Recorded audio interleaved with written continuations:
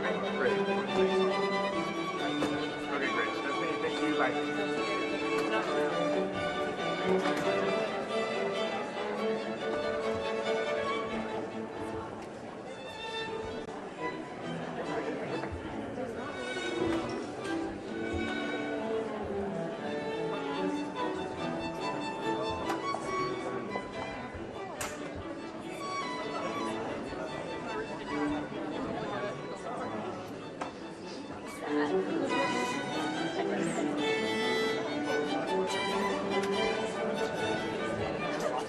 Hey Kit, it's DJ. I can't establish a producer bridge on the Everbridge app. Can you establish one and I'll dial it? Thank you.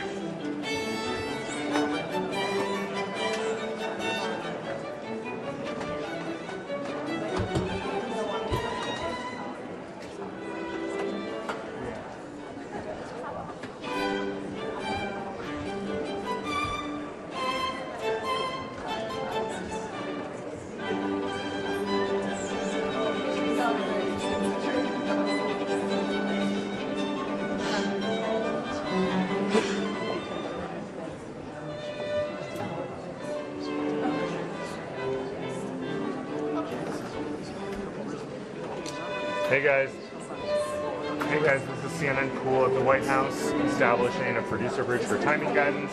We are here in the East Room. Again, this is CNN Cool at the White House establishing a producer bridge. We are here in the East Room. I will effort all timing guidance I can get. In the meantime, you should see our shots on pole 3 and pole 4.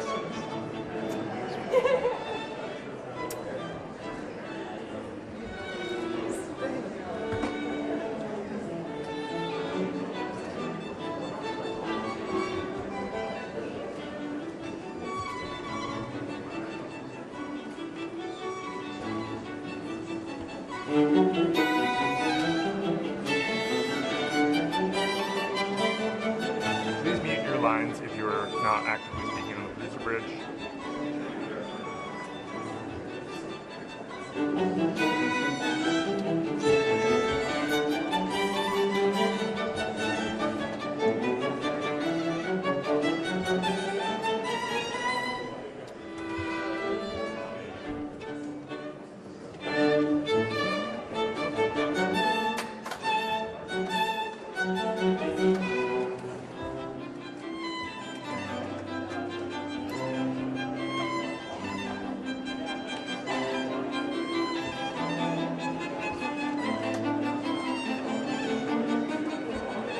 Oh, someone's behind.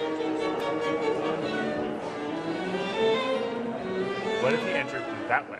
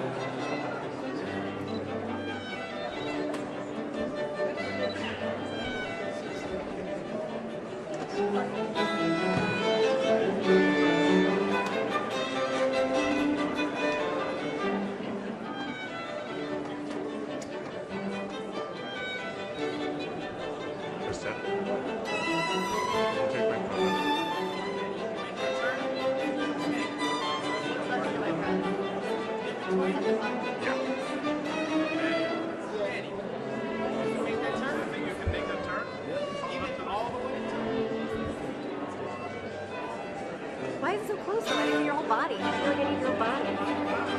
Oh yeah, that's... Did it beep? Okay.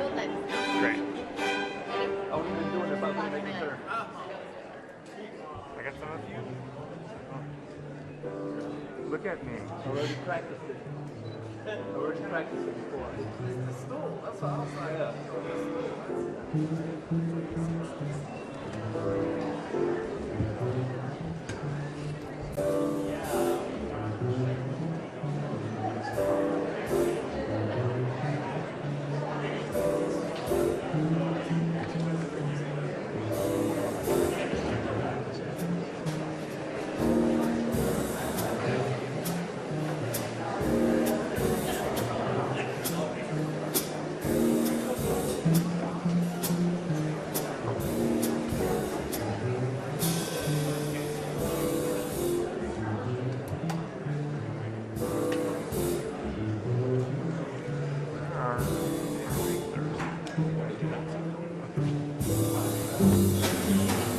Hey, Ellie.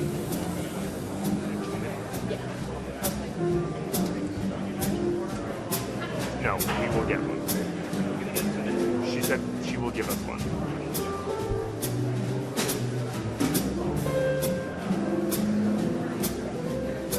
Guys, we are expecting a 2-minute warning from the White House. We have not gotten it yet, but we are expecting one.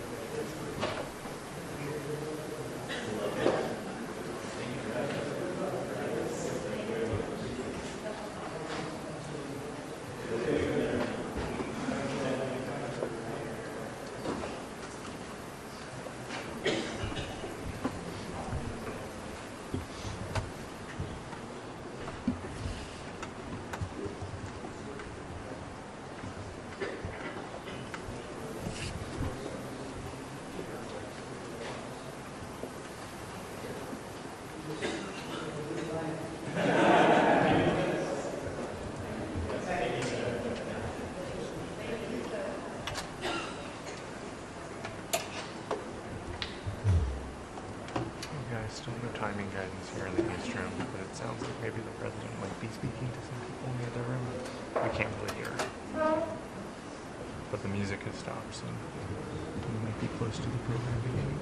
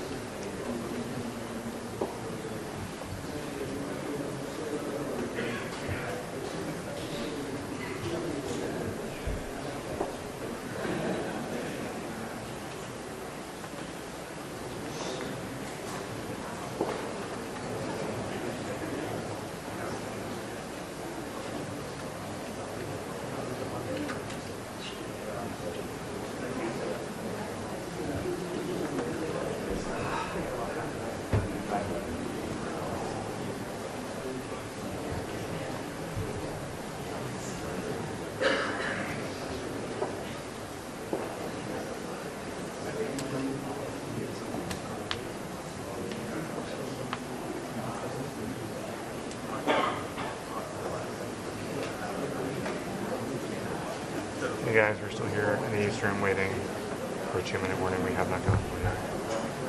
We'll update as we get it.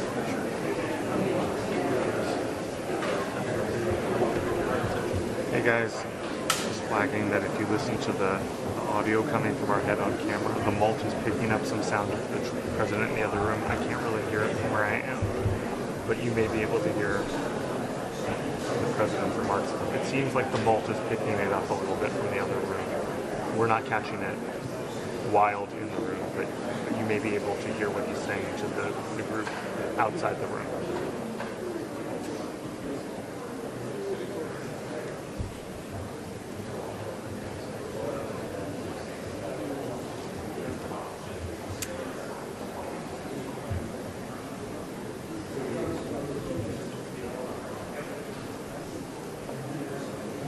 Kristen, are you in touch with your kid about your form?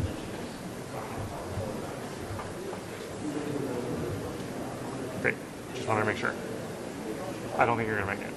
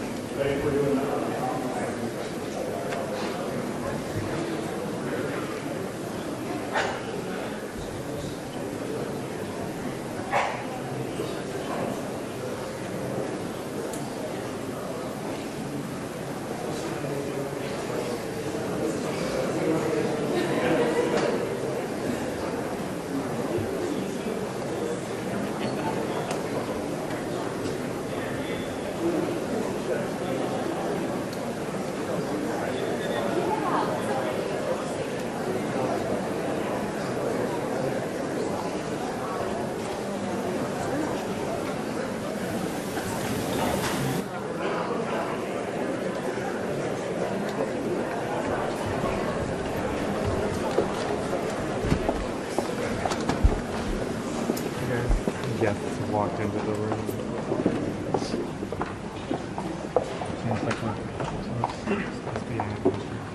Kelly Buckler just walked in. 2 minutes. 2 minutes.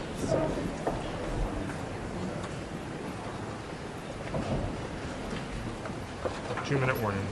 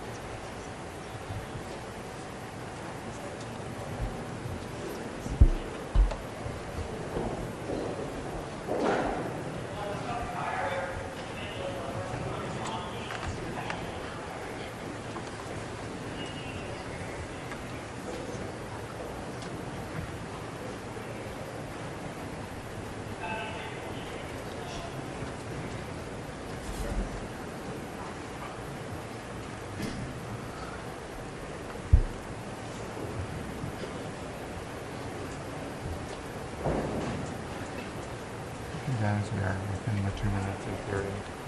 We're still awaiting the president in the East room.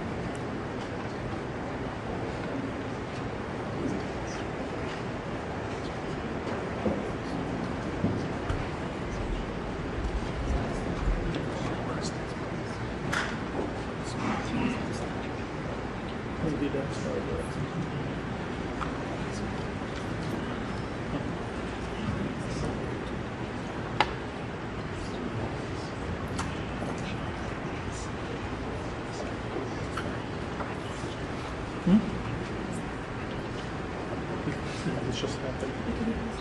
An hour's trip to the White House. Okay.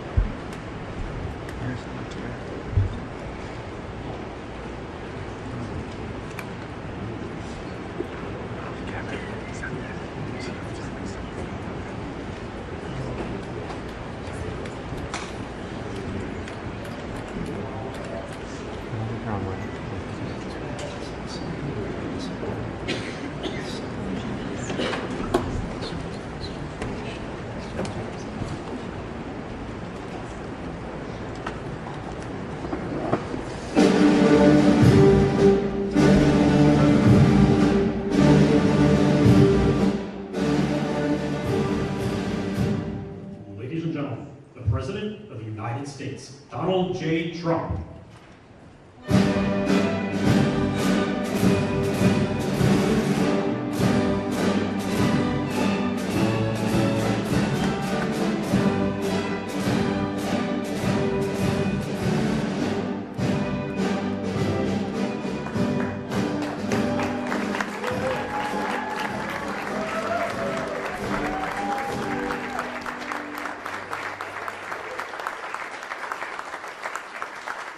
Well, we have a great group of people outside. I just looked at their wares, and it's beautiful stuff. Made in America. It's great, great stuff. Please sit down. I'm thrilled to be with you and welcome you to the most fabulous place the White House is. Nothing quite like it. People come from all over the world. The King and Queen were just here, and they looked and they said, this place is just amazing. When they came into the Oval Office, they said, this is something. And they've seen some very nice places. They've seen some great rooms, but it is a very special place as we celebrate National Small Business Week. So let me begin by saying congratulations to the small business people of the year from all 50 states. It's a big deal. It's a big deal, and you can be proud of yourself. Our country is made up of a lot of small businesses, and that ends up being a really big business. As small business owners and operators, the people in this room represent the 36 million small businesses who create 40% of all economic activity in the United States. Think of that. A group of people added together. You're essentially the most important factor business-wise in the whole country. And this country is leading the whole world. We are now. That I can tell you by a lot. You're the lifeblood of the American economy, and with your help, we're truly making America great again. We're doing record business. We have a stock market that hit even with this military operation, call it whatever you want. We can't let Iran have a nuclear weapon. We hit all new highs, and I said we have to take care of business because we can't let that happen. So we did a little detour, and it's working out very nicely. They have no Navy. They have no Air Force. They have no anti-aircraft equipment. They have no radar. They have no nothing. They have no leaders, actually. The leaders happen to be gone also. But can't let them have a nuclear weapon, or you'd have problems like nobody would believe. And it's going very well. We're also pleased to be joined this afternoon by Secretary of Energy Chris Wright, who's been amazing. Where's Chris? Except everybody was wrong. They thought that energy would be at $300, right? $300 a barrel, and it's like at 100. And I think going down, and I see it going down very substantially when this is over, Chris. And I think very rapidly too, at levels that you've never seen, because there's a lot of energy out there. Ships all over the world that are loaded up with it. They can't do much with it because they got kidnapped by a pretty evil place. But we're taking care of it. We have Administrator Kelly Loeffler, who's incredible. And it's the head of the Small Business Administration. We're thinking about a name change, but I don't know. It's still a pretty good name. And I always say the small business is a giant business, because when you add up your whole department, that's not a small business. That's a really big business, the biggest. Under the last administration and their radical left allies in Congress, small businesses were brutally crushed by the worst inflation in American history. We had the worst inflation under Biden that we've ever had, and I always like to correct, because if I don't correct, then the papers, the media goes crazy. He made a mistake. Well, the official number is 48 years. I say the worst in it because I don't believe the 48 years. I say it was worse than that, but in many ways, 48 years sounds worse than in history. I don't know why, but it was 48 years or worse. It was a Biden inflation. This is what I inherited. And now we had it down where just prior to the war, the inflation was 1.4%. And for 3 months, over a 4-month period, took me a little while to get it down from the levels it reached. Biden added $6 trillion worth of new regulations and created an estimated 356 hours of paperwork every year for small businesses. You know what that means better than anybody. It means no good. Their policies punish hardworking citizens, and our policies protect you and reward you. And also, we happen to have something else that I think is good for your businesses. We are respected all over the world now, again, as a country. We were laughed at. We were a joke. We were a total joke. Right, Rick? I see Rick, my television star over here. He's been with us from the beginning, haven't you? Like, maybe from the first speech. Long time, right? Thank you. Thank you very much. Well, I think we're doing good for you, Rick, right? And you're doing good with your shop? Everything's okay. And I know you're doing good on the television camera, so that's maybe more. That's good. That's great. Thank you, Rick. Last summer, I proudly signed the great, big, beautiful bill, the largest tax cuts in the history of our country, and boosting millions of small businesses.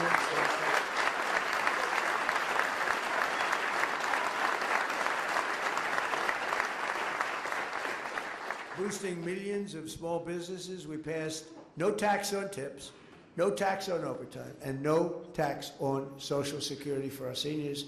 That's big stuff. And we add that to the package that we approved in my first term. We had the best financial years in the history of our country in my first term, and I think we're going to blow them away this term. You know, in this term, we have $18 trillion being invested in our country. And if you look at the last administration, they had less than $1 trillion for 4 years. We have $18 trillion during 11 months. The 12th month hasn't come in yet in terms of the numbers. But in 11 months, $18 trillion investments. We have auto plants being built all over the country, AI plants and we're leading China in AI. And I'm going to go see President Xi in 2 weeks. I look forward to that, but I'll say I'm leading. We have very friendly competition, but it'll be a very important trip. We provided 100% expensing and bonus depreciation, which is tremendous. One of the biggest things that you have. I mean, it's people have no idea how big that is. The businesses do, so that businesses can deduct 100% of the cost of new facilities, equipment, and capital investment in the first year. It used to take 38 years of deduction. Now you get it done in one. You can take one so you can expand. I think that's what made us so successful in the first term, and now we have it for a 10-year period. So you have it for a while. I really was going to make it for a 1-year period. That would mean you spend all your money immediately. Now, unfortunately, I gave you too much time. I was sort of against that. I said, let's do it for a shorter period of time, but we did it. It's the right thing. And this way, when I get out of office in, let's say, 8 or 9 years from now, I'll be able to use it. I'll be able to use it myself.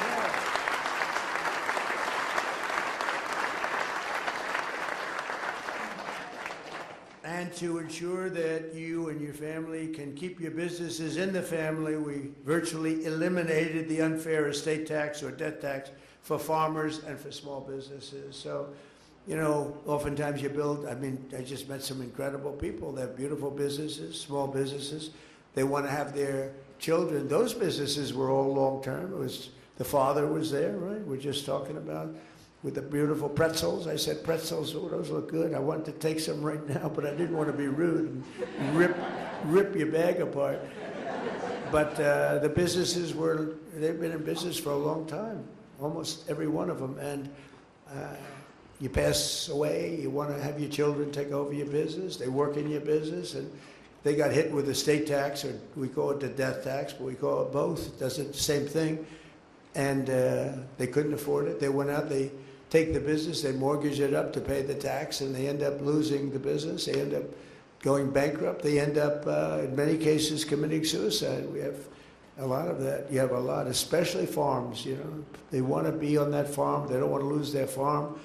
And it's land rich and cash poor. And they go out and they borrow and keep borrowing. We ended that. No more estate taxes on farms and small businesses. So I hope everyone's appreciative of it. Now, if you don't like your children, it doesn't mean anything. But if you do like to leave them to somebody that you love, then it's a big deal for them. You have other problems, but for them, it's a big deal.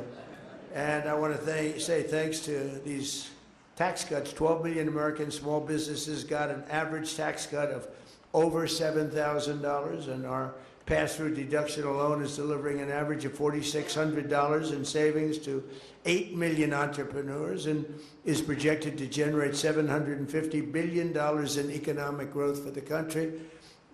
So many, it's really amazing. I see it on the television. I don't call this fake news because this is real fake news, but when you look at some of the things that have taken place, we don't get covered correctly. But in terms of the truth, we're having $5,000, $6,000, $7,000, $10,000, $11,000 with no tax on tips and no tax on Social Security, no tax on overtime. And people are making sometimes 11, I've seen it just where they're asking people virtually on the street, how is it doing? And everyone's surprised, including me. I didn't know it was going to be as much, but I knew it was going to be a lot. But you have people that make an extra $7,000, $8,000, $9,000 a year between the no tax on tips, no tax on overtime is a big one. It's a big one. But the no tax on tips was great. I won the.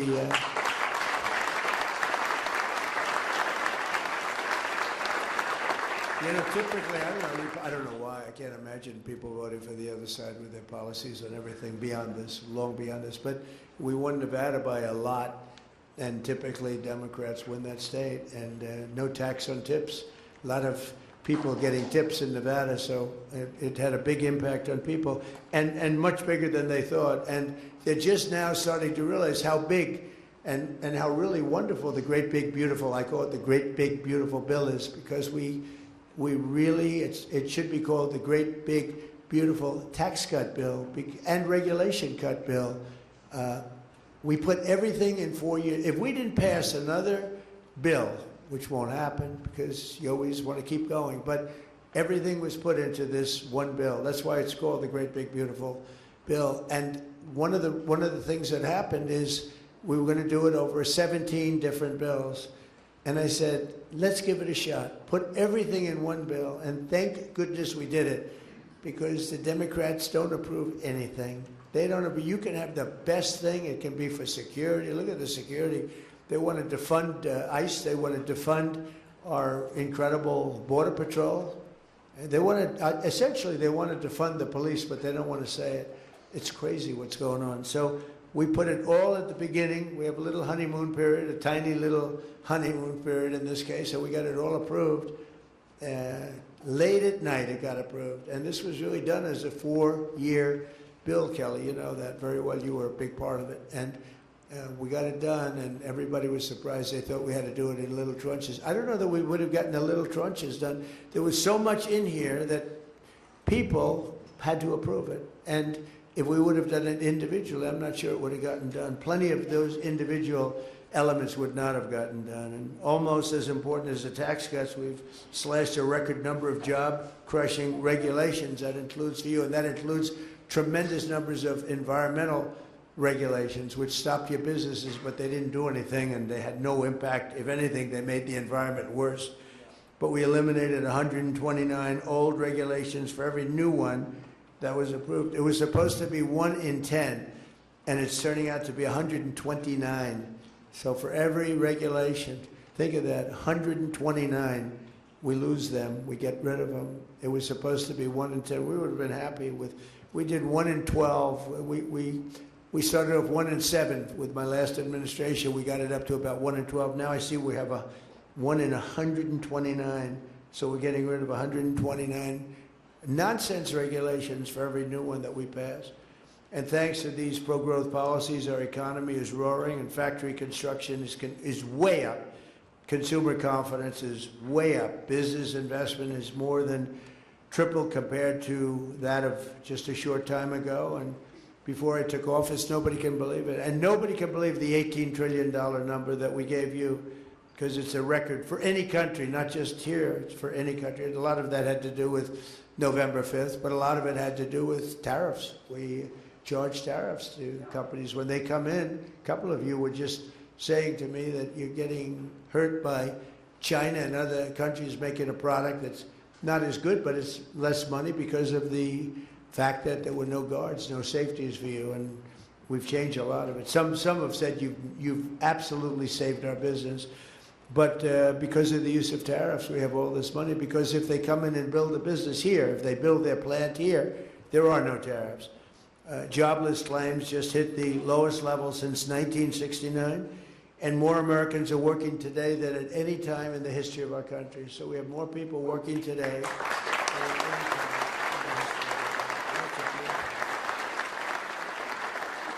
That's so beautiful. I mean, what could be better than that? You say, like somebody was saying, oh, will AI take our jobs? Well, we have a lot of AI up. They said it's going to take jobs. I said, well, you're probably right, maybe a little bit, but it's going to create a lot of jobs. And did you know that more people are working in the United States right now than ever before? They said, no, is that true, really? That's the end of that argument. And a lot of good things are happening. And leading in AI is very important, because that's a tremendously big industry. And we want to be able to lead. Primarily it's China, but other countries are very much active in it also. Under the last administration, 1 in 4 new jobs was a government job, but since my inauguration, 100%, think of that, 100% of all new jobs have been in the private sector, 100%. We cut a lot of government.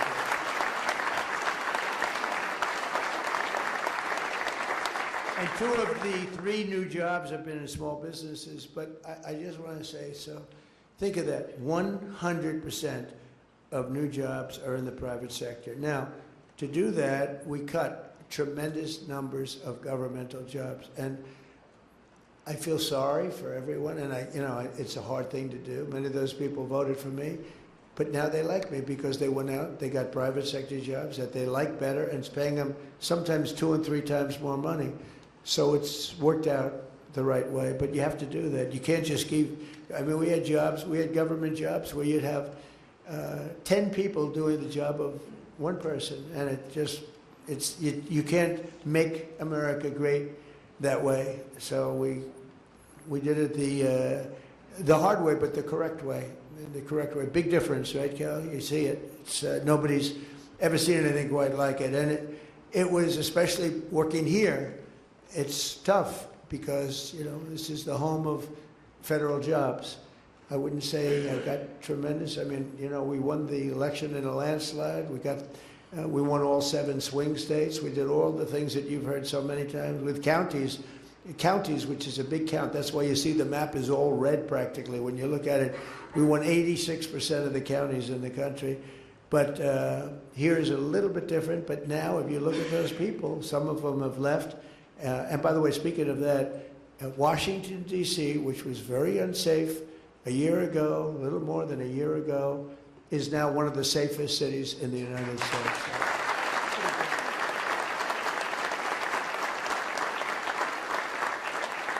So we had to cut the jobs because we were way bloated with federal jobs. And, you know, I could, with one swipe of the pen, I could say, let's have no employment, and I'll hire 1 million people or 2 million people. I say, we just hired 1 million people, and we have absolutely no employment. And that's what they would do.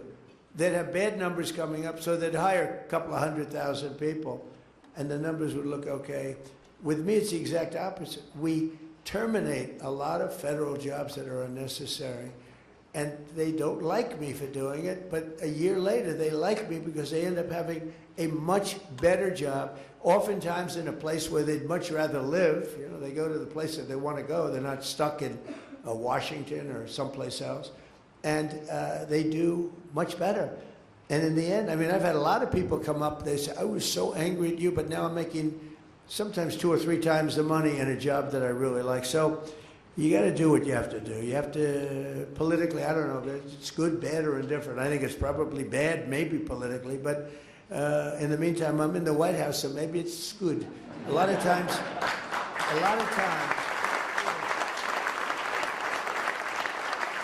you know, as you probably heard, the fake news media treats me very, very badly. 93% of the stories I get are bad. And yet I won in a landslide. How do you win all 7 swing states when you get only bad press? It's fake press. They give me fake polls. They tell me about polls and this. You know, it's interesting. I did a poll on the war with Iran, and they said only 32% of the people like it. Well, I don't like it, and I don't like war at all, but we're equipped better than it. We have the greatest military in the world. You saw what happened with Venezuela. You see what happens with everything. But they said 32% of the people are against President Trump. Well, when you explain it, like, is it okay for Iran to have a nuclear weapon? It wouldn't be 32%. But even if you said that, there'd be a 32% because the polls are fake. I mean, they're totally fake. And when you take a look at what's really going on, the other day I made a speech in a great Florida senior citizens community, and I made another one at the Kravis Center, 2 in one day. It was wonderful. I go out and make a speech. Then I say, all right, let's go home. Sir, you're making another speech. And this one's in front of the richest people in the world. I went from an unbelievable group of seniors. Now, of course, I'm not a senior. I'm far younger than a senior. It's true. I feel the same as I felt 50 years ago. I don't know. There'll be a period of time when I don't tell you that. There'll be, because I'm honest, I'll say, it's not looking good. I have to be careful. If I said, as an example, I'm not feeling well, they put on, Donald Trump is not feeling well, because they won't know that I'm using that as just a reference point, and they'll say, listen to this. And I'll say, I'm not feeling well. Well, someday I might say that to you, and you'll be the first to know. Actually, I won't have to say it, because you'll be able to see it, just like you did in the last administration. You know, one of the things I said is that we should have, in my opinion, anybody running for president or vice president should take a cognitive test. And no president has ever taken one except me. I've taken 3 of them, and I've aced each one. 1 in the first administration, 2 over here. And whenever they get a little sassy, like, does he still have it? Does he still have what it takes? I say, all right, I'll take another one. And they are hard. There are many people in this room I know that are smart. They're not going to ace them. There are many people standing back there, the fake news media. I'd like to have them. You know, the first question is very easy, and they always show the first question is, you have a lion, a bear, an alligator, and what's another good? A squirrel, okay? Which is the squirrel? So they show that question. And then the first 4 or 5 questions they get a little more difficult. By the time you get to the middle, they're tough. By the time you get to the end, I don't want to be insulting, but there won't be, I'm not going to do what Gavin Newsom said. You saw him? He said, everybody in here is stupid, and he's stupid. I think it was the worst political interview I've ever seen. He said, he's stupid, he's dumb, he gets bad marks on everything, he can't read his speech, and nobody wants to report that. It was the worst, but I won't say that because I think everyone in this room is brilliant, but nobody's going to get all 30 questions correct. Nobody. Because when you get to those last questions, they're pretty hard. You got to be pretty sharp. But every time, so I've taken 3. No president, think of this, has ever taken 1. How do you think Biden would have done? I don't think, he might not have gotten that first question right. Anyway, and Obama would have done poorly. They would have done very poorly. But I think you should have it. As soon as they said that, they say, it's unconstitutional. And I said, why? They say it's unconstitutional to give a cognitive test like that. But Rick, I do it anytime they start getting a little sassy. And you know, it quiets them down for almost a year when they hear the result. One doctor said, it's the first time I've ever seen anyone get all questions right. That's a doctor who does this stuff for a living. And I did it 3 times. So, I don't know. I think I'm done with those days. I'm tired of taking that test. You know, you sit before a group of doctors and they ask you questions. I said to Ronnie Jackson, he was original, right? First time. I said, so what do you think, Ronnie? They call me a genius who's going to destroy the country. Then they said, he's a genius who's taken over the entire world. Then they said, he's a total moron. This guy is so stupid. And then, so whenever I hear that one, I say, let's take the cognitive test. But I really think it would be a great thing if you could do that. They say it's not constitutional, but I think it would be good. And I can tell you, a lot of the people that run these small businesses, you could take the cognitive test and you could do a lot better than some of the people that we talk about. But I really believe it. I think it's so important for our country. We have to make sure we have the right people leading this country. Like, we have a war right now, and we're into, like, what, 6 weeks? They said, what's taking so long? We were in Vietnam 19 years. We're in Iraq for many years, 10 years, 12 years. We were in all these different wars. Korea, 7 years. I won't even mention World War II. That's a big baby. But you have the wrong person up here, you'll be in World War III. As sure as you're sitting there, you have the wrong person up there. It's nasty and tricky. It's tricky out there. We have to have the right people, and they have to be sharp and they have to be smart. Because one thing about your business is small businesses are great, but if you don't have the platform, meaning the country, meaning the right principles, the right everything, our country's booming now, despite the fact that we're in I call it a mini war, because that's all they are. They don't have a Navy anymore. Think of it. They had 159 ships. How many do they have left, Kelly? Out of 159, take a guess. She's very smart. 0. 159 ships. In the first 2 weeks, 159 ships. I actually got very upset. I said, how quality were the ships? They were very good. I said, why didn't you just take the ship? Why do you have to send it to the bottom of the sea? We could have had, and let's say out of the 159, we could have taken 59. We would have 59. But they'd rather blow them up than save them. I would have preferred saving them, but these are minor details. But one of the small business owners who can tell us firsthand how our tax cuts are boosting revenue is someone you may have heard, and I made mention of the fact he has been with me. I don't know, maybe he doesn't like me, or maybe he loves me. I think I'd rather be liked than loved by him, although he is a very handsome man, I would say.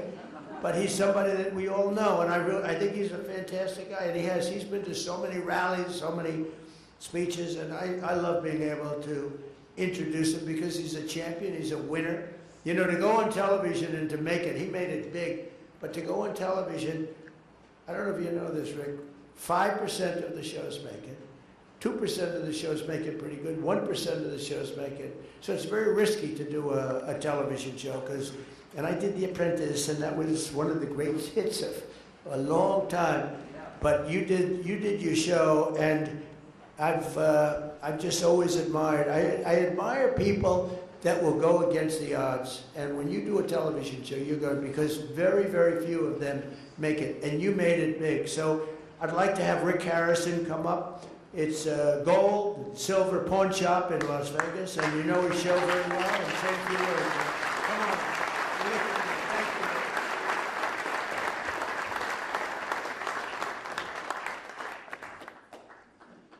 All right. Usually I like announcement rallies, and they give you like 3 minutes notice, and I can't come up with a speech. And Laver, literally just told me a couple hours ago to take a little speaking. I just want to say he's amazing. He's done so much. I mean, so much for all of us. I mean, the backbone of this country is small business, plain and simple. And the last guy in office, all we heard was that we were the evil people, we were the bad people, everything else like that. We don't pay our fair share, whatever that's supposed to be. And he made it tough. And this guy, the big beautiful bill, absolutely amazing. You know what I mean? God bless you for letting me get 100% depreciation. It really helps out. All I can say is this is literally. I mean, I'm a history buff, and I know a lot about this White House thing and everything. Literally, he's going to go down as maybe the best president ever. I love this guy.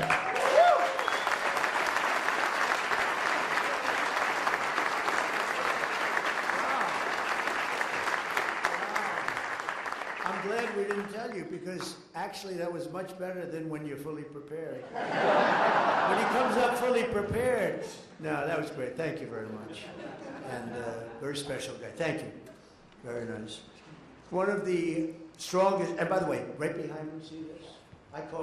You call it a room. This is the biggest room in the White House. It's not big enough to have anything. We had the king here. We had like 102 people, and we could have had 2,000 people, literally. But this is, I call it a knockout panel. You see, some people would say, oh, that's a curtain. Underneath that curtain is a window. Outside of that window is the new ballroom.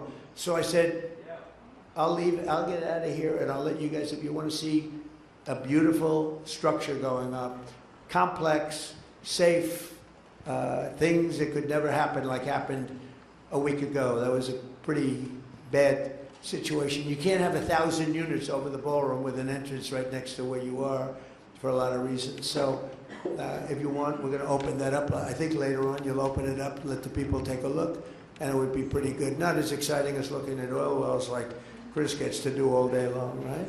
And speaking of that, we're doing well in Venezuela, right? It's working good? Yes, we are, Mr. President. Yeah, Yes, we are. that was good. That war took us approximately 48 minutes. And actually,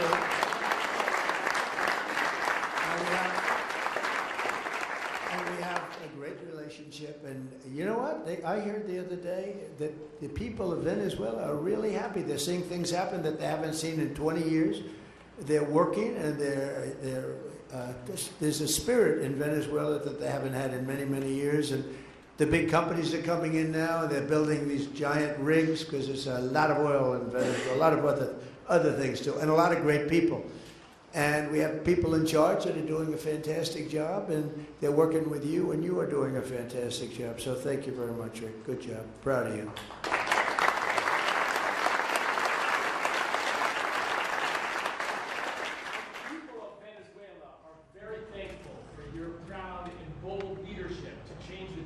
Come here. Their lives.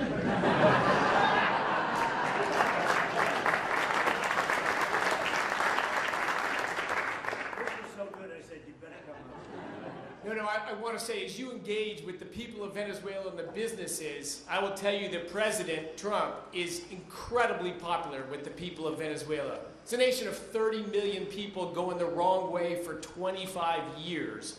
And a bold leadership of this president changed the trajectory of that country, changing the futures of all those people, wanting millions of Venezuelans abroad to go back to that country. American businesses are stampeding in to invest in that country. 25 years trying everything going the wrong way. His bold leadership and creative thinking changed the game. Thank you, Mr. President.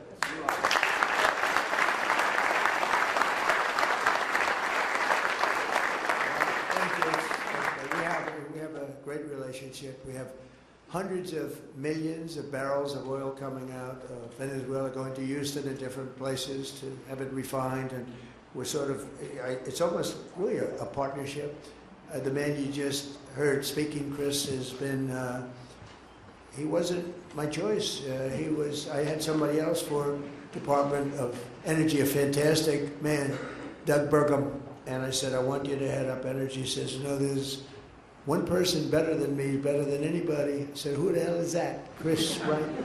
I said, who's Chris Wright? Tell me. And he's like the #1 guy in the whole world at this subject. And I said, well, let's talk to him. I don't know, he probably makes a lot of money if he's doing that. And he was. He's taken one of the largest salary cuts in history, I'll tell you, without question. But he's done a fantastic job. These are the people we have. We have great people. And Doug is great. He was the governor of North Dakota. He ran an incredible state. He was very successful in business. He started with a small business. He sold it for $1 billion to Microsoft. And he wanted to do what Trump did. He said, I want to be a business guy, and now I want to run. I made a lot of money. I want to run. So Doug Burgum ran, and he became a great governor for 8 years. He was term limited. And I saw him at a session, a speaking session, and sort of a debating session. I thought he was great. And I said, if I win, I'm going to get that guy in. And he's now heading up, he's now the largest landlord in the world, I guess you could say, right? Department of Interior.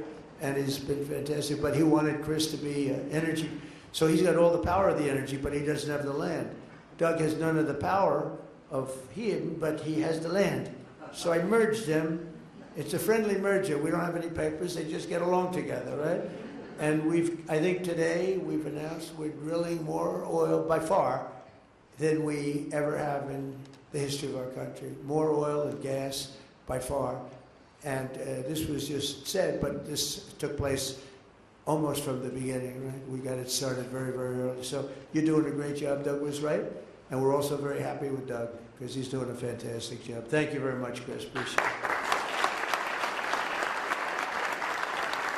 So one of the strongest effects of our tax cuts and tariffs is the Trump manufacturing boom is what they're calling it, because that's what we have. We have never had anything like what's happening now. And when I talk about, again, the $18 trillion, that's coming in and building places.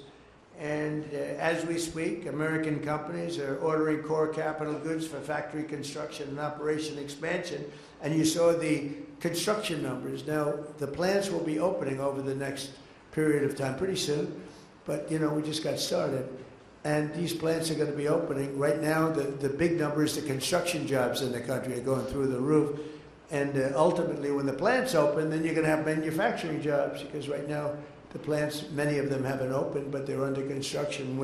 When you see the final numbers, you're not going to even believe what you are seeing, because there's never been any construction boom of factories like we have right now.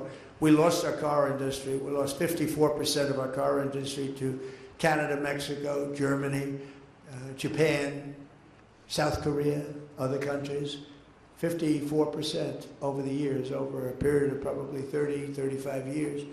And they're all coming back. They're all coming back. And they're coming back at levels that has never been seen before. It's pretty amazing. Well, you see, you'll see it. It can't be disguised by our friends that would, I guess, I don't know. I see so many of them smiling, having a good time, that I actually think they probably like us. I think their bosses say, treat Trump as badly as you possibly can.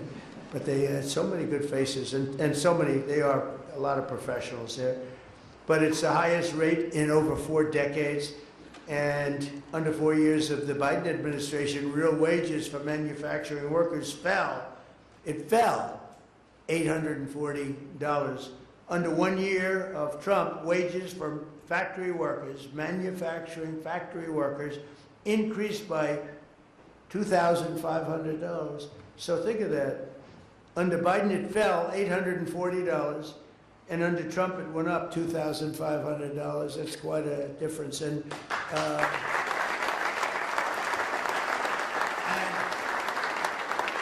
as I said, you haven't seen the real effect, because these factories are being built right now. When they open, you're going to see numbers that are much greater than that.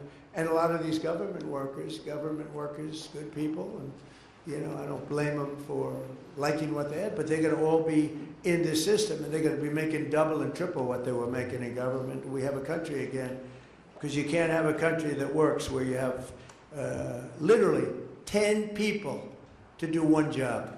You can't have it. You can't have a great country. Earlier this year, I visited Costa Steel in Rome, Georgia. Before I took office, China and other countries were taking more of our industry all the time, just more and more. And Costa was hit very hard. Their core business dropped from 2 shifts to 6 days a week. And the 2 shifts were during my administration, by the way.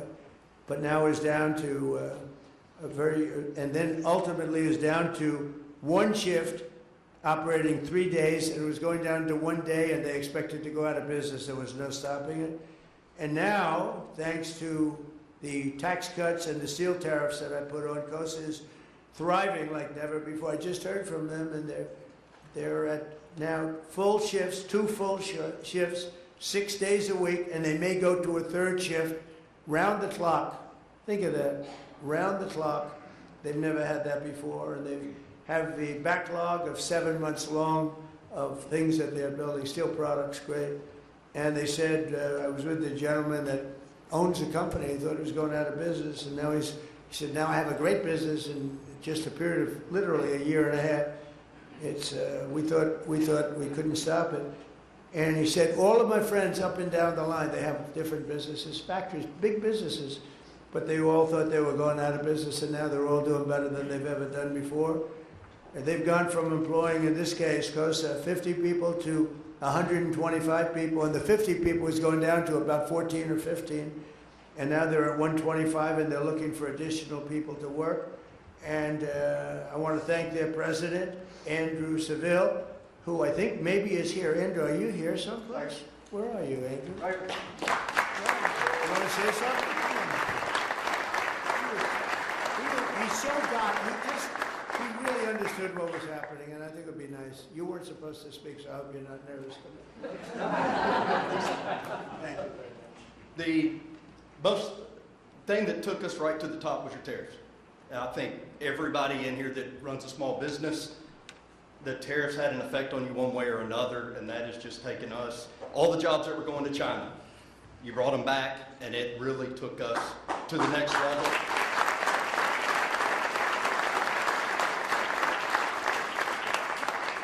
And we were honored to have you come down to our company. So thank you for having me back here. I wasn't prepared to speak, so I'm going to get off the stage. Thank you.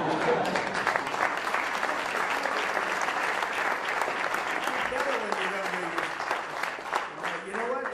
It's a little truth to that, Rick. Sometimes you don't think you're going to introduce somebody, you know they're in the audience, but they don't know, and they end up doing better because they speak from the heart. They have no choice. They can't think about all night long, what am I going to say? And then you get up and you bore the person. No, it's very good. You speak from the heart. And that's true. Tariffs were a very big part. We had an unfortunate ruling out of the Supreme Court. But the good news is I'm able to do it a different way. They said use the other way. There was no reason for that. It was terrible, actually terrible. But it'll have no impact other than I hate to pay people back. Tariffs, $159 billion. I have to pay them back when a little half sentence, any money taken in to this point does not have to be paid back. We would have saved $159 billion, and I cannot figure it out. How could anybody do that? But they did it. We have other ways of tariffing, as you know. We're already doing it. And actually, they're more tested, they're stronger. A little bit more complex. I like to keep it as simple as possible. And in many ways, they'll be better. It'll be better. I just want you not to think that because of that decision, the tariffs will actually be higher. It's turning out they're going to end up being higher. But it's made our country rich, really rich. And it's like Andrew said, I mean, without them, there would be nothing we could do to save your country. Nothing. It's the greatest word. Remember, I used to say it's my favorite word in the dictionary, the word tariff. And then the fake news got on me. They said, well, what about God? What about your wife? What about your family? What about... So they were just killing me because I said it's my favorite word. I said, all right, it's my 5th favorite word. So it's my 5th favorite word. But because of tariffs, and, you know, the proper use of tariffs, so you have to use them in a certain way, but you know, we've been ripped off in this. I've been talking about it for years. We've been ripped off in this country for decades. And we lost our car industry. Think of it. There's a person here making utensils, beautiful forks and knives and things. Where is that person? He was around here. So, and he was telling me, he said, China's coming in and they're ripping us. And we have a tariff. It's 25%, but it's not enough because, you know, they have certain advantages that you're not going to have, but the advantage you have is you have a higher quality product. And I'm going to be able to take care of that very easily, you know, just by putting it up. You'll be treated fairly. It's just really tough, and it's amazing you've done as well as you've done, but you did that because of the quality of your product. We have such quality. North Carolina, if you take a look, I'm going to put tremendous tariffs on. That process has already started. It takes me longer now because of the Supreme Court decision. I have to go through a process. It's ridiculous, but we don't like it. We like to do what's right and get it done instead of having to do a report which is going to come out and say the exact same thing that everyone knows. But you can tell the people in North Carolina that, you know, we used to have a great furniture business. I built a lot of hotels and a lot of different buildings where I need furniture. I would go to North Carolina. These were great artists, and China essentially put them out of business because we didn't have a president that was willing to do it. It happened before my term. They've been out of business for a long. I used to go down there and see these people. They were artists with wood. I'd say, I'd like to make the handle a little bit slimmer. Ding, ding, ding, ding, ding. It was like magic. And we lost that whole thing. You can see it's coming back because we're putting tariffs on furniture where you'll be able to more than compete. We have to protect our businesses. Same thing with you in the utensil business. Your stuff is so beautiful, but it's very tough when you're competing against something that is cheap and, you know, because of the lack of protection that you've been given, it just puts you out of business. So you actually said thank you for the tariffs, but the tariffs really aren't high enough, in my opinion, in that particular thing. But with the furniture, we're going to bring all the furniture back to North Carolina, and you're going to see it'll be as robust as it was 25, 30 years ago. The greatest furniture people in the world, and they got stolen. They really didn't take them.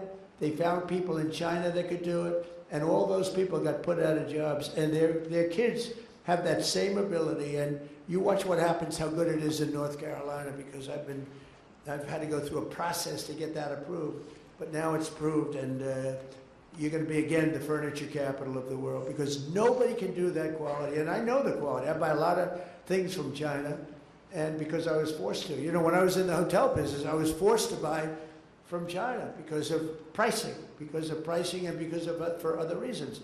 What I wasn't getting was the kind of quality that we were getting here. And now you'll have a combination of both, so you can let that be known. I don't know if that's breaking news or not for these people, but to me, it's very important. I've been wanting to do it for a long time, and now we have I love North Carolina. My administration is also committed to ensuring that American small businesses have access to the credit and capital that they need under Administrator Loeffler, who's phenomenal.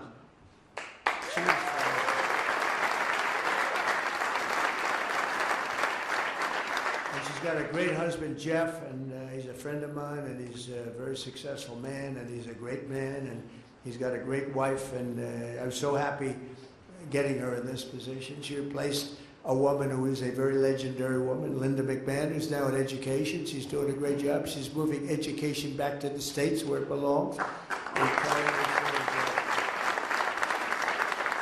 last year, Kelly, our Small Business Administration issued $7 billion in loans to 11,000 new startups, as well as $1.3 billion in loans to 3,000 veteran-owned small businesses, and $3.2 billion, they're a big business, you know. That's why I say, how can we call it small business? $3.2 billion to American manufacturers, helping restore those beautiful words, made in the USA. Well, we're using them more and more. We have things being made here that nobody thought it was even possible for it to come back. Like you'll see in North Carolina with the furniture. It'll come back very, very rapidly. So, Kelly, I'd like to ask you to say a few words, please.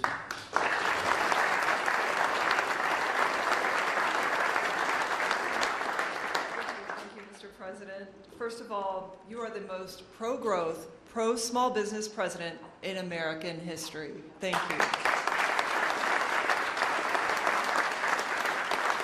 It's such an honor to join you here at the White House to recognize National Small Business Week, and you're the greatest commander-in-chief ever, but also one of America's greatest businessmen, and small businesses know that.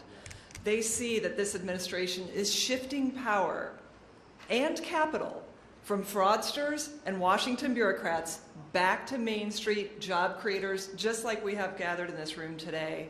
Fair trade, deregulation, and the working family tax cuts in the One Big Beautiful Bill, they are powering real opportunity that I see all over as I travel this country, especially after 4 crushing years of Bidenomics and decades of shipping our jobs and our industries overseas, hollowing out our local communities.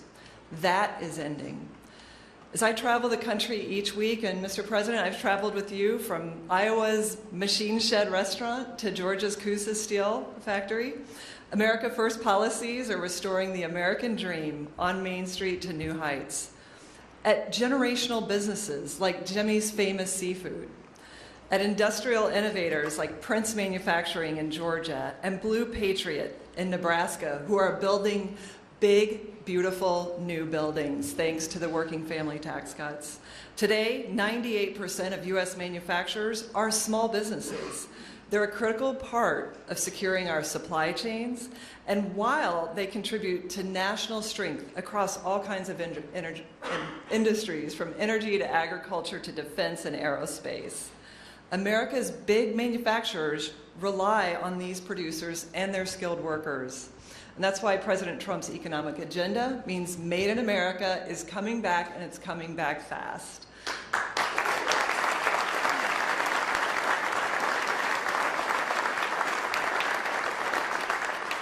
Now, at the Trump SBA, we're helping to fuel that growth as the most free enterprise agency in the federal government. In 2025 alone, we guaranteed a record $45 billion in lending to 85,000 small businesses through local banks. That's an all-time record at the SBA, and we did it with 53% fewer staff at the agency.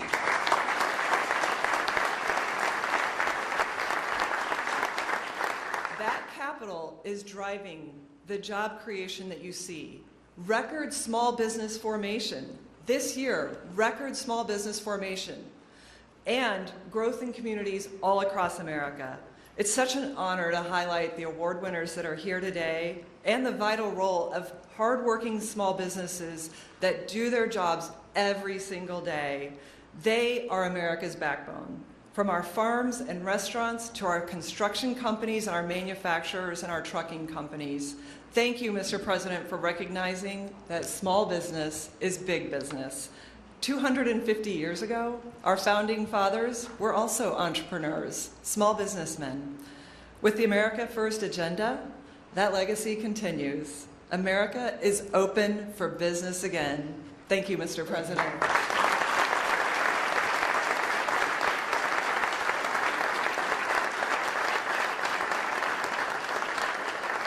Great job. I just want to sort of end by, I'll give you a little common sense business. A lot of you run your business for a couple of reasons: talent, brilliance in many cases, but also common sense. And I'll give you just one little anecdote. We have a beautiful, potentially beautiful, built in 1922, it's a long time ago, reflecting pond in between the Washington Monument and the Lincoln Memorial. It's 2,500 feet long. That's taller than, I think, any building in the world. That would be if you lay it sideways. It's 2 Empire State Buildings, more than that. And very wide, 167 feet. And for years they've wanted to fix it, rebuild it. It's granite. The stone is good, granite's great, but it was leaking because it's little pieces of granite. Very, very expensive when they did it, but it always leaked from the day they built it. And think of that, 1922, and it leaked badly, and they've looked at fixing it for decades, really fixing it, and it wasn't working, it was too expensive. And the final price we got fairly recently was to fix it as $350 million because they were going to take the granite out and they were going to replace it with new granite, new stone, tighter joints, all that. It was going to take 3.5 years, and I heard about it, and I called Doug Burgum, and I said, Doug, what do you think? I built a lot of swimming pools, hundreds of swimming pools in different towns. I said, let me look at that surface. So it's granite, so granite is virtually indestructible, but it was filthy dirty. It started because I called, because it was so dirty, it was disgusting. People called me and they'd say, you know, it's a shame, I'm looking at the Washington Monument and this thing is terrible. The water is dirty, there's cartons of stuff in it and everything is just so horrible. And I said, well, that's terrible, we can't have that. I actually had Secret Service. I said, drive over there, I want to see it. Sir, we won't be able to do it. I said, just do it. And when it was terrible, I looked at it, terrible. So think of that. So it's going to cost $350 million. So we're going to take the granite out, put new granite, and think, you know, consider it like as tall as the tallest building in the world, if not taller, and laying on its side. And I said, well, that's terrible, $350 million. It's going to take 3.5 years. 3.5 years it'll be, and you know 3.5 years means 5 years. $350 million means $500 million to fix a thing. And I said, you know, I built all these swimming pools, and they're phenomenal. In 20 years, I have one up the road where it's a great club on the Potomac River, and I bought it up at 21 years ago, and I built a beautiful Olympic-sized pool. And I asked the other day, I said, how good is the pool? Oh, it's beautiful, sir. I looked at it, looks like it's brand new, it was done 20 years ago. So I have some very good contractors, some good, one or two in particular. And I said actually the three best, I said, do me a favor, fellas, go take a look at the reflecting pool that sits in between Lincoln and Washington, the beautiful, what should be beautiful reflecting pool. And one of them who came back, who's really, I would say the best, but they're all good. He came back, he said, what an exciting job, sir. I said, so how long would it take you to redo it? He said, well, we have to fix the surface a little bit, create something good and solid underneath. That'll take about a week. And let's say it'll take me to put the new material. Now, the swimming pool is good, but he said, sir, I'd get commercial grade. What is that? He said, that's much stronger, much heavier, meant for commercial. It actually looks better. It's more expensive, sir. I said, that's okay. I said, how much will it cost? I think we can do it for about $1.9 million. So he said, what color would you like, sir? And I said, well, you know that beautiful color that we have in Florida? He said, this is in Florida, sir. We don't have that green-blue around here. We have blue water. But he gave me a choice of 50 colors. Now I'm going crazy. I'm saying, now think of it. If we put the granite, you know what your color is? It was gray. It was gray. Not a good-looking color. So even if you did it, it's not good. So I said, we'll do a beautiful job. I think that I'd like to recommend a color that I've used before. It's beautiful. What's it called? It's called American Flag Blue. I said, that's the color I want. So I said, how can you have a better color than American flag? We had a gray, disgusting, dirty. It showed all the dirt. It showed all the everything. So we finished it about 2-3 days ago. They ripped the hell, you know, they roughened this surface. They left everything there. The demolition would have cost $60 million to take the stone out and put new stone in. So we cleaned it, we steam cleaned it, we sand blasted it, we pebble blasted. You know what pebble blasting, that's a serious sand blast. That's really, because it's granite, it's so strong. We roughened the stone so it's a good surface, got it immaculate, and it's beautiful.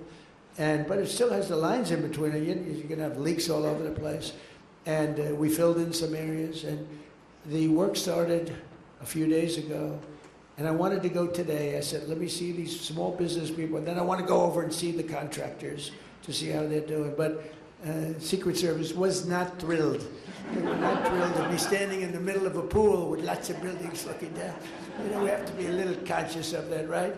Chris, you'll have a new boss someday. And I don't know if you'd like that.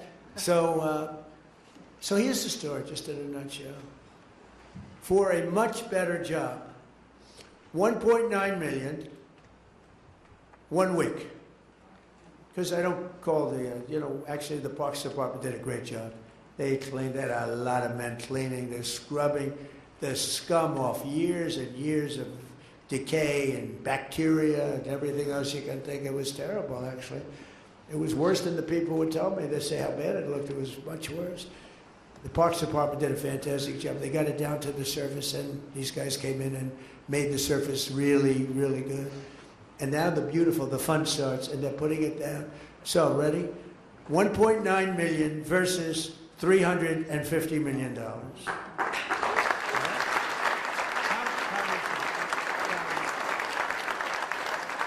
A great, beautiful blue color, American flag blue, as opposed to gray, right? What is not gray, but it's one of those things. And instead of 3.5 years, it's 1 week. So think of that. 1 week.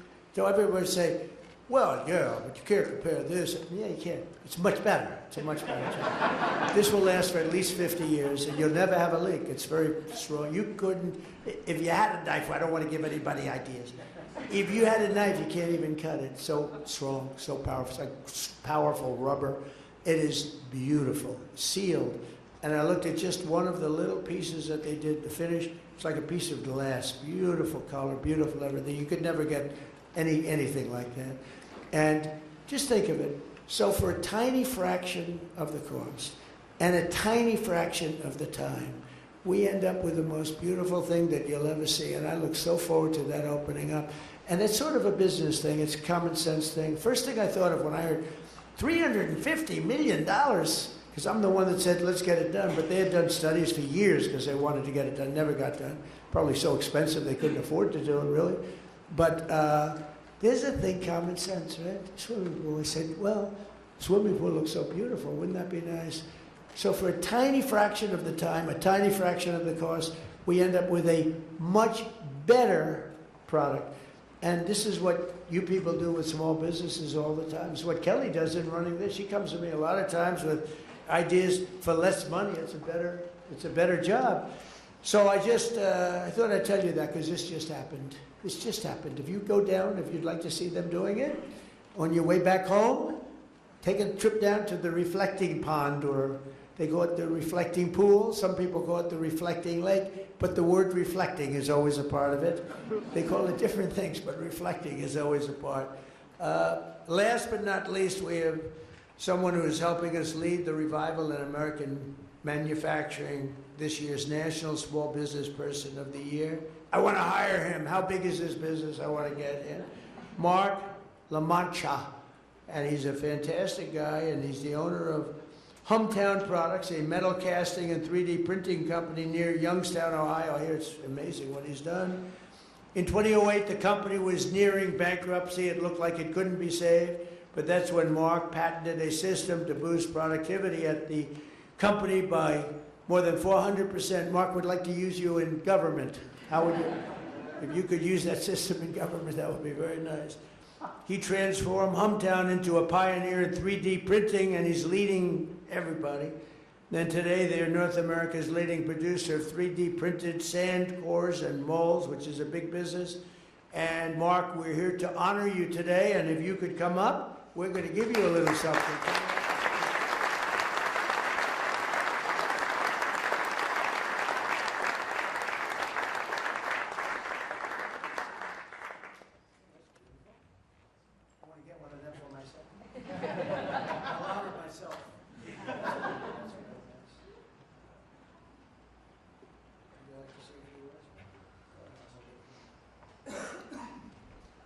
Mr. President and Administrator Loeffler, I would like to thank you for the opportunity and the privilege to represent the 36 million small business people, to be an ambassador for the largest part of our economy.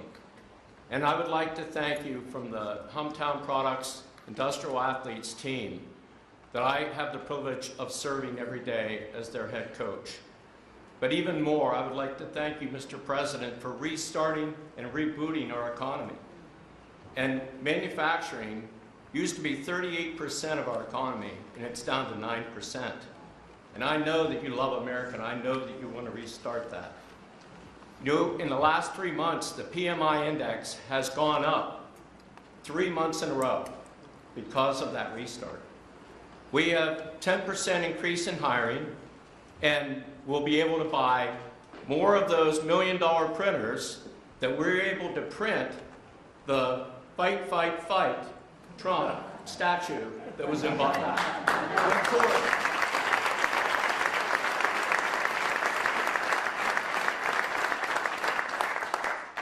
So I want to thank you from the bottom of my heart for loving America. And, you know, manufacturing is my favorite sport, so let's make America manufacture again. That's good.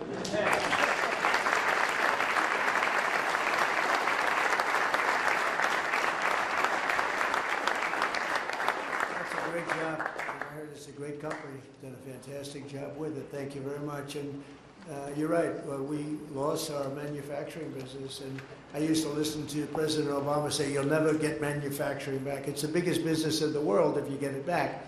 And we're heading to that. I think we'll be higher than at any time fairly soon.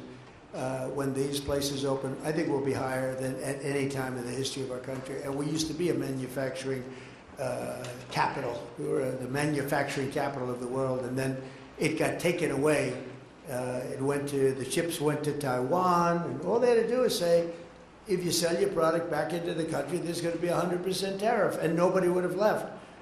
And, you know, I made a investment, Intel, chip maker, the biggest in the world, and then it got taken away because of bad politics, actually, because the politicians, the presidents, no president protected that industry. So all of a sudden you have this superpower over in Taiwan, but they're coming back. As you know, we have the biggest companies they're pouring into this country. They know that the tariffs go to a certain extent, and then they go up, up, up as we go. But I will say that it's so sad to see what's happened, but it makes me so happy to say we're bringing it back. And as sure as you're sitting there, I mean, these are companies that are fully committed. There are many under construction. They're on their way. And when I look at what happened to our country, I used to make speeches as a private person. I always loved politics, but I never thought I'd be doing this. But as a private person doing well, I used to just marvel at the fact that the car companies were leaving Detroit and leaving our country at levels that were just, I mean, I said, you're not going to have any cars soon if you don't do something. And all they had to do is say, you can leave our country, you can have lots of fun building your cars, but if you think you're going to sell it back into our country for no cost, you're wrong. But nobody said that. Not one president, even presidents I liked, but they were bad on trade. You've never had a good president on trade, and now you do, and we're bringing them back at levels never seen before. So we're going to have something, and as far as small business is concerned, you are really the driver. I love that story because that's the kind of story that half of the people, I'm not sure about all of them, I'm not sure about Rick, but most of the people in this room would have thought of that. They would have said, well, what about surfacing that stone, that existing stone? But it's just, you know, one example. It's such a great one because it's massive amounts of money and time and a disaster of construction for years. They'll be building and building and building, a mess. What common sense is all about. And you people more than anything, I know you all indirectly. If I don't know you, I still know you. But the fact is, it's common sense. And if you didn't have common sense, you would not have a good business, and you wouldn't have a good small business, big business, or any other business. So I just want to congratulate Mark. I want to congratulate. That's a great tribute, really. You've done an amazing job. But I want to congratulate everybody in the room. You're fantastic people. And we are really, this is the golden age of America. I really believe it. Last year, we were scoffed at. I tell the story often that the king of Saudi Arabia, a year and a half ago when I was over there, he said, you know, America was a dead country. We didn't think we'd be investing. We didn't think it would be appropriate to invest there. We were a dead country. And now, President, you have the hottest country anywhere in the world. That was 7 or 8 months ago. We're a lot hotter than we were then. We had to do this little excursion, but the excursion is, the stock market's higher now than it was when I assumed the market would be down 25%, and that was worth it to get rid of lunatics that would have nuclear weapons that can wipe out countries with the push of a button. You can't do that. So I had to do it because it should have been done 47 years. It should have been done by many presidents or other countries. should have been done a long time ago, but we're doing it, and we have no choice, and I'm very proud to be doing it. But the amazing thing, I thought we'd be down 20, 25%. I thought the market would be down. The market's at new highs, despite all of it. And so the market is genius, and they see what's happening, and they get it. But I just want to say it's an honor to be with you, and keep going. Small businesses, some of your small businesses like yours are going to be large businesses very soon. And it's an honor to be with you, and Kelly and Chris and all of the people that work with me. What a great job you do. We appreciate it. Thank you very much.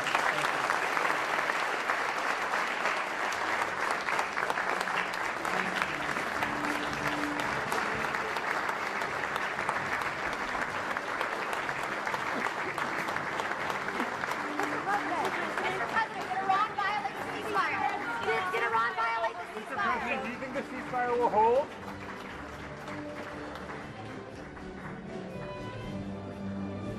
Sorry.